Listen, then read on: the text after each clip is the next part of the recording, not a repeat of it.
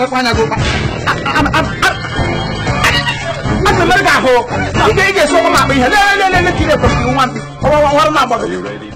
cope in this kind of schools? Just look at the teachers dressing. Can you just shut up, unicorn pope? Pope. Here in a village.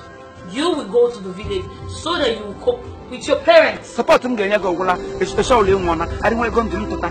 And you don't go to the city, but my mom not as he wish. I catching a pinhole. One mega fento.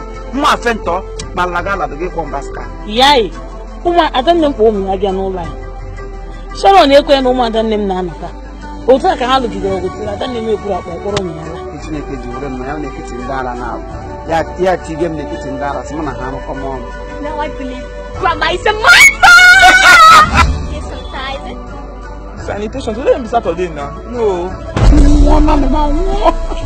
Carry your hand, the mama. You never wash your hands. The mama, the akpu. You want? You don't say this speaking or you both picking. I can't go to the village. How will I go there? Listen! Why again? Listen! Let him pick up.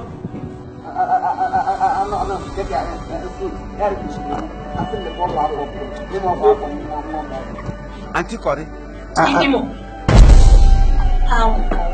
Carol, not Corey. Oh, do Mukrakra Wanjan on Amanda Bessie Chalalia.